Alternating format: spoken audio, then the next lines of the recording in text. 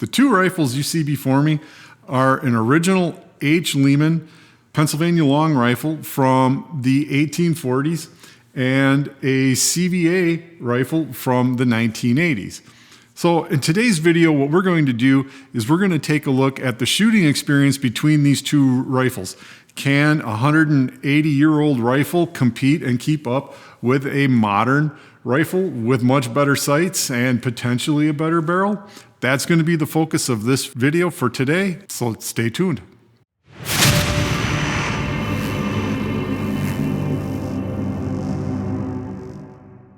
Hello, Paul with RGS Restorations.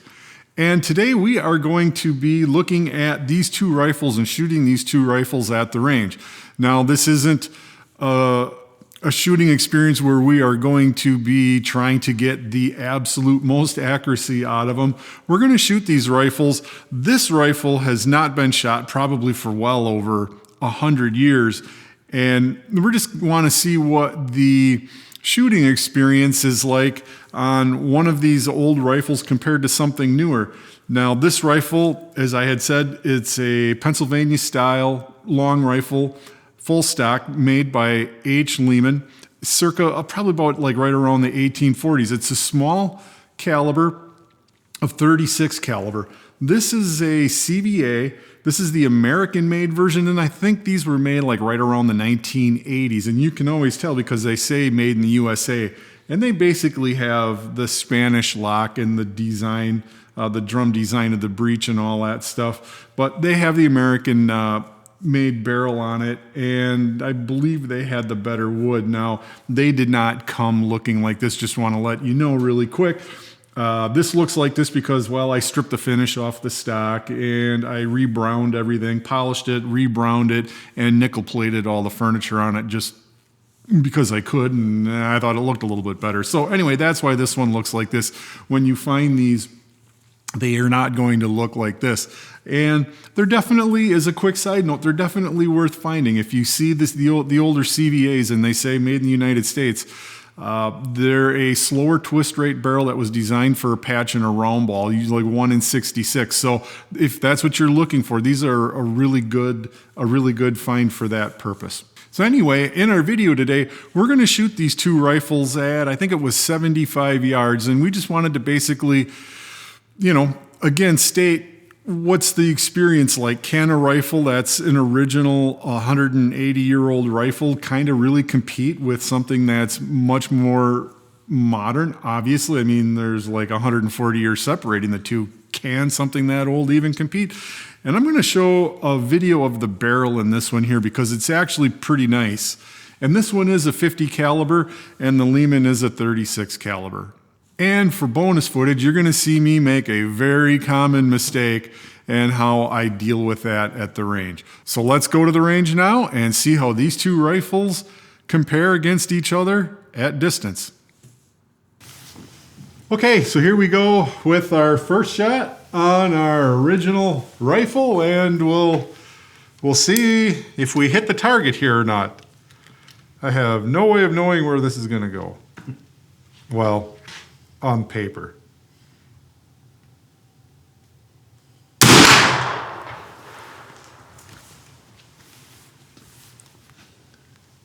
This would be kind of amazing if it hits the target.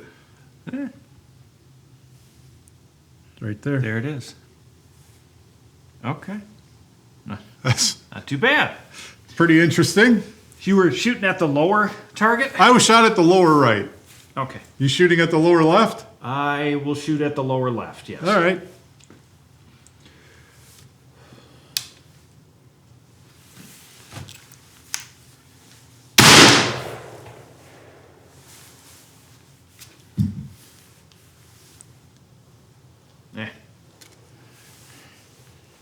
Kind of hit to the right on that one, I think. And you want to tell everybody what you're shooting there? Oh, yeah, that's probably a good idea. Well, the intro probably says it, but this is a quick. This rifle here belongs to Paul. It's a CVA mountain rifle has the Made in USA Douglas barrel, I believe it is, correct? Yes. Can I borrow your starter? Yes. I hate to. No, there you go. And it's a pretty accurate rifle.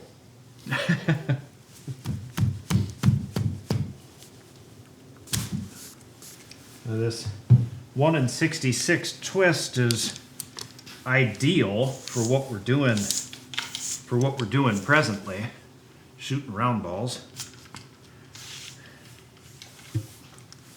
I think I forgot powder.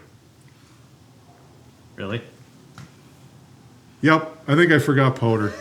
I don't have a puller that size. Pretty sure I forgot powder. You might be able to squirt it out there if you. I'm gonna see. This is gonna sound stupid. This is the first time I ever forgot powder. Of all the muzzle loading I've done. Can't believe it. Oh, I feel like such an idiot. You did? I don't know, we're gonna find out. Okay.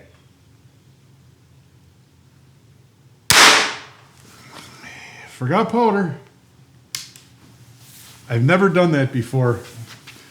Well, go ahead and shoot. I'll just kind of discuss what I'm going to do here. Okay. I am going to, I'm going to take the drum plug out and I am going to fill it up with just as much powder as I can. Now I'm using triple F for this. And I have a poker here. So is this a common method of, like, if you dry balled, is this a common method of still being able to get the charge out? It's the one that I know of. Okay. You've known of this, right? Yes. Okay. Yeah, this is how it was showed to me many years ago, so. And like I say, I can't believe I did this. This is embarrassing to say the least. And messy. Am I good to Yeah, go ahead. keep going? Yep, Okay. absolutely.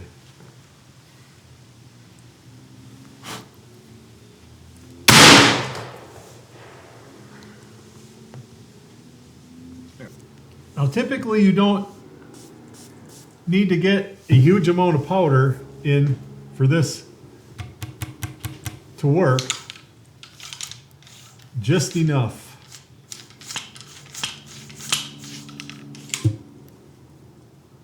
To get the bullet out the barrel. I think they make some fancy tools for this stuff nowadays, don't they? They do. If I'm not mistaken, yes, they do. I've never used one. I don't know anything about them. Have you ever? I've not. As far as pushing the charge, Yeah. yeah, it's either the compressed air one. I mean it. I don't know. I mean I've heard that they work pretty well. Okay, so once you get enough powder in there, it's just a matter of putting a cap on it and see if you can get it out, or see if she'll go. And it definitely did.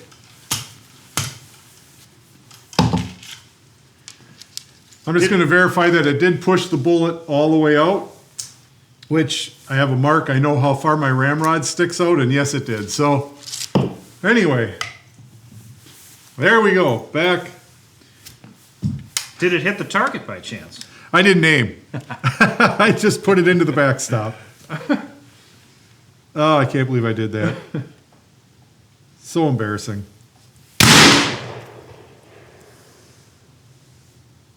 This one is shooting well, like always. Yeah, there's nothing special about that at all. I have more patches here if you need more patches. And you want the regular goop? Or is it so common habit for me? Is it such a habit for you can't? Old habits die hard. What can I say? Now, but that brings up a good point, though, right? Each individual, how they shoot, is going to have kind of their own method of doing things that works for them. And Right. I think it might be advisable to say once a guy finds something that works for him and allows him to be consistent, you don't change it at that point. No, and that's, just, yeah. Yeah. And, yeah. For those that might not be or might be interested in muzzle loading, shall we say. All right. Well, now that I know I actually put a powder charge in this baby, let's see where shot number 2 goes.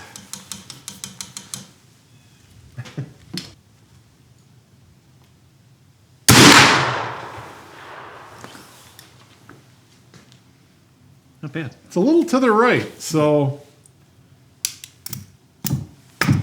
I think I'll have to use a little Kentucky windage here, as they say.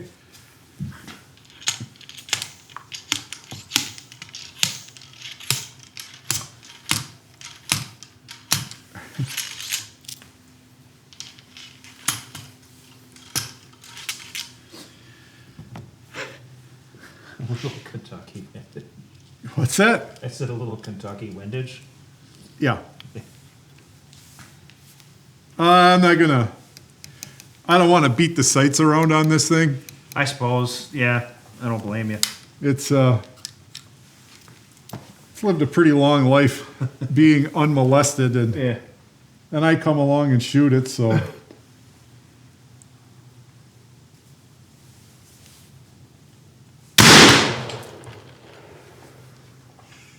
There she is. Yeah. There she is. I've usually done pretty well with that. What's that? I've done pretty well with that rifle shooting matches. Yeah. The only thing I wish it had was heavier barrel. Yeah, I could see that. Yeah. Yeah. I could see that.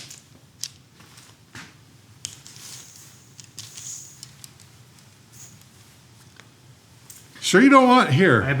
I've been using this. I hope that's okay. No, I mean you're more than welcome to do it, but It's you certainly don't have to.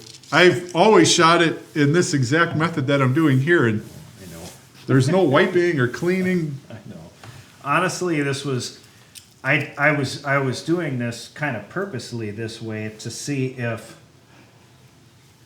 like, by me using I'd say anything and give you crap for it. What's that? If I'd say anything and give you crap for it. Oh no, I was expecting, but I just wanted to see if an alternate method, could be made to work, could be made Sure. to work Oh, as well. You can, yeah. I mean, any method that works is all good. My process, I realize, is a little more tedious than others, but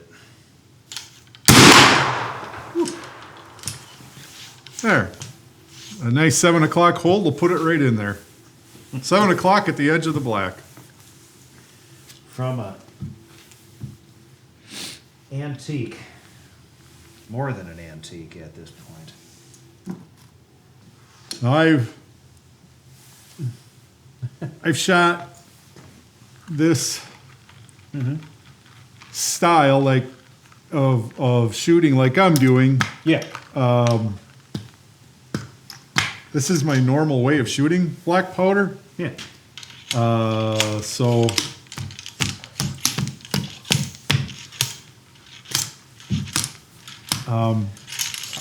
And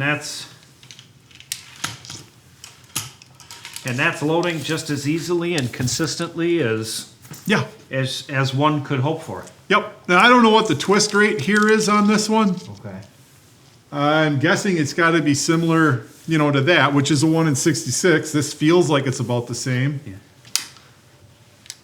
But 1 1 in 66, or even some of those originals might have 72. been 1 in 72 or Yep. something like that. Yep. And this might be around there.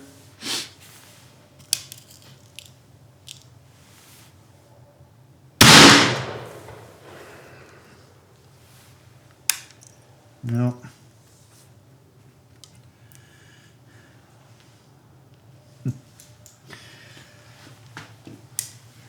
All right.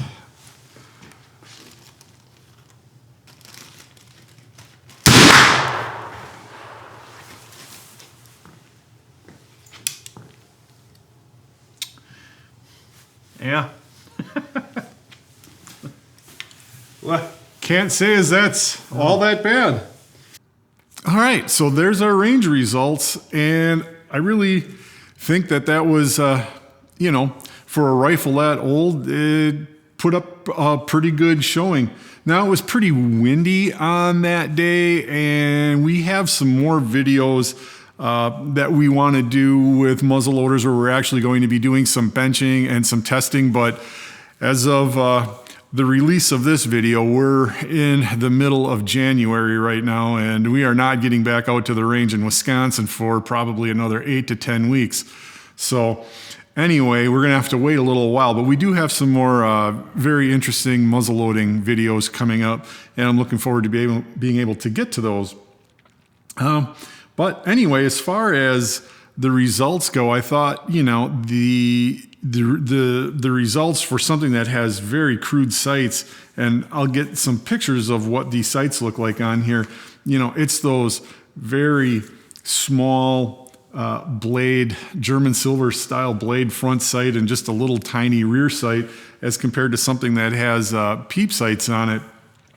You know, I think it shot pretty well overall in comparison. So I've been very happy with it. And the fact that it was even on the target with the first shot. And I've never shot that rifle before. Now, I've had that rifle now in my possession for, I think, about like 15 years. And I was fine with not shooting it. And then all of a sudden, I was just like, you know what? I want to shoot that rifle. So anyway, that was why I did the video, just to kind of resurrect something. And I don't know, I like to shoot them. I think if they're in good condition and you take care of them and you shoot them properly, there's absolutely no reason to not shoot them just because they're that old.